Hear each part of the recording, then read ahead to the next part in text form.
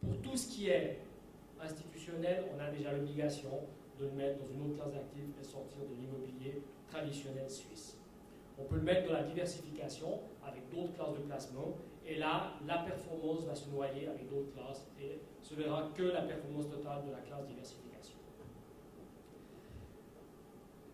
Le fait que nombreux pays sont propriétaires de son propre logement, si on voit les pays qui nous avoisinent, donc on a plus de propriétaires qu'en Suisse, on a plus de peine à trouver des fonds immobiliers ou autres qui travaillent dans le résidentiel. On trouvera plus facilement des fonds immobiliers qui, eux, travaillent dans l'aspect commercial, que ce soit en bureau, commercial pur ou autre, ou même logistique. Et ce sera plus facile de trouver cet immobilier commercial à l'étranger. Il est important, par rapport aux objectifs souhaités de l'investisseur, de faire le bon choix par rapport au véhicule de placement. Parce que vient encore s'adjoindre le fait de comment est-ce qu'on veut porter ce patrimoine immobilier à l'intérieur d'une asset. Est-ce qu'on veut le faire en direct? Est-ce qu'on veut le faire par des fonds cotés? Et là, on suivit encore la bourse, par des fonds non cotés fermés. Donc là viendra encore le choix de cette diversification par rapport à l'objectif et le ratio performance-risque que l'institutionnel s'est fixé. À base, ces véhicules de placement couvrent tous de l'immobilier, mais n'ont pas toujours réagir de la même manière aux facteurs d'influence externes et internes. Le choix du profil de fonds est également primordial, ainsi que sa politique de gestion. De ça dépendra la prise de risque et son espérance de rendement. On peut avoir des fonds qui peuvent travailler de l'immobilier opportunistique. Donc ça veut dire qu'on se retrouve simplement, on achète à risque avec des effets porteurs avec beaucoup de fonds étrangers et on sait qu'on va avoir une opportunité de rapidement le vendre parce que c'était vraiment l'opportunité qui a fait de l'argent.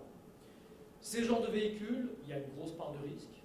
On travaille beaucoup avec des fonds étrangers, donc c'est un choix. On peut beaucoup gagner, mais on peut aussi perdre. On a les fonds qui, eux, ont une caractéristique plutôt qui cherchent la plus-value. C'est des fonds qui se disent, on achète un immeuble, mais par nous et nos connaissances de gestionnaires, on va revaloriser cet immeuble et on va amener une plus-value et on pourra le revendre avec un gain en capital. Et puis après, on a tout ce qu'on appelle les fonds corps qui, eux, achètent en plein centre-ville des immeubles qui payent plus cher, mais la personne y va pour avoir un rendement stable et ne cherche pas la performance. Là, vous avez une rapide présentation d'une allocation théorique pour une caisse de pension. Vous voyez qu'est suivi l'aspect géographique, on suit ce qui se passe en Europe, on suit combien on a de placements en Europe, combien on a de placements en Amérique du Sud, Asie, Pacifique, reste du monde, par rapport aux classes d'actifs, et par rapport à ça, on fixe nos velléités de placement et dans quel continent on veut investir par rapport au marché.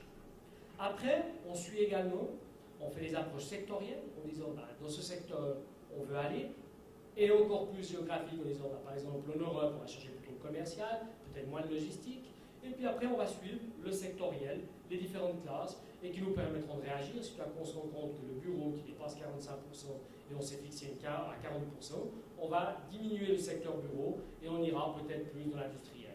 Et là, nous, c'est un choix, et on doit avoir ces barèmes-là pour nous fixer l'allocation et pour nous guider dans le choix du moment d'entrée et du moment de sortie. Après, les types de stratégies, comme je vous l'ai expliqué, dire est-ce qu'on cherche simplement du rendement? Alors, il est clair que les institutionnels qui sont en Suisse et qui ont de l'immobilier résidentiel et autres, le pur rendement, on l'a par le patrimoine traditionnel, on va plutôt aller chercher de la performance avec une exposition au risque un peu plus élevée que ce qu'on trouverait chez nous. Après, on a aussi le type d'investissement. Est-ce qu'on investit en direct? Est-ce qu'on investit de manière secondaire dessus? Est-ce qu'on le fait de manière primaire? Donc ce sera aussi un choix par rapport à l'allocation. Et puis après, on suit également l'exposition monétaire parce que les fonds sont, eux, quand c'est des fonds de fonds ou des fonds normaux, sont aussi exposés monétairement. Et puis il faut suivre les monnaies parce qu'on peut, comme j'ai dit, totalement éliminer tout gain qu'on aurait fait dans l'immobilier par l'effet monétaire ou on peut démultiplier ces facteurs. Donc selon on croit une monnaie ou on croit une autre monnaie, on aura aussi notre asset qui, elle, bougera dans ce sens. Un petit graphique que certainement vous connaissez toutes et tous, donc le nombre de fonds et les capitaux levés par ces fonds. Donc là, on voit très bien ce qui s'est passé dans les années 2004 à 2007, où l'immobilier étranger c'est démultiplié, beaucoup de facteurs, beaucoup de gens qui sont allés, puis après on a eu une cassure gentiment, puis on remarque qu'il y a de nouveau peu de fonds par rapport à ce qu'on a trouvé dans les pics 2007, mais de nouveau des investisseurs et des levées de fonds qui recommencent. Le profil du sélectionneur, ça c'est très important pour l'institutionnel, parce que vraisemblablement, l'institutionnel ne va pas faire de l'immobilier direct. Il ne va pas lui-même faire son immobilier direct à l'étranger commercial, on va acquérir ses immeubles, les gérer à distance ou trouver le gérant sur place. On va passer à une autre gestion totalement différenciée que la gestion de l'immobilier traditionnel suisse. Donc, toute l'acquisition de la gestion d'immobilier commercial doit être réalisée par des professionnels ou des équipes spécialisées en la matière, maîtrisant le marché régional et le potentiel d'un objet par rapport à son contexte économique.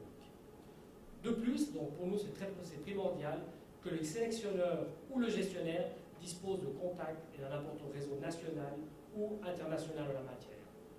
Le réseau régional, contrairement à l'immobilier résidentiel, n'est souvent pas suffisant et on se rend compte qu'il faut plutôt avoir un réseau international car les sociétés qui souhaitent s'implanter, elles souvent ont une vision qui est internationale et essayent de rentrer par des partenaires uniques.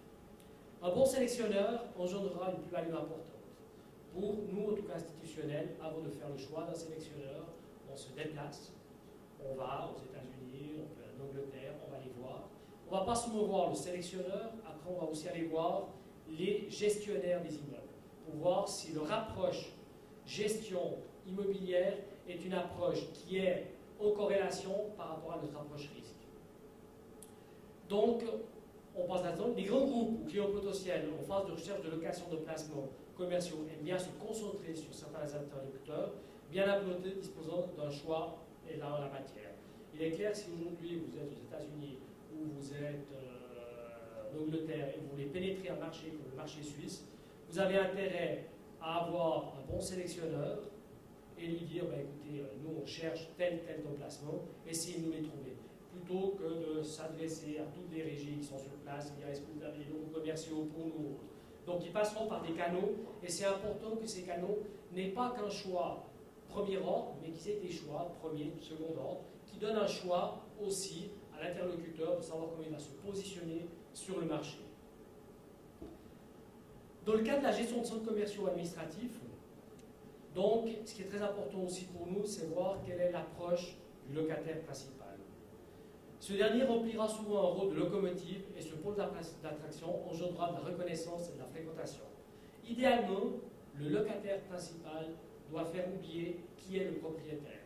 Ce qui est important, c'est qu'on parle que c'est un centre de tel distributeur, un centre de l'autre distributeur, même si derrière le propriétaire est institutionnel ou privé, mais ça veut dire que la notoriété a été acquise et que c'est un bon plan placement. Conclusion, donc l'immobilier commercial peut être source de diversification intelligente si la sélection et la gestion sont faites de manière professionnelle.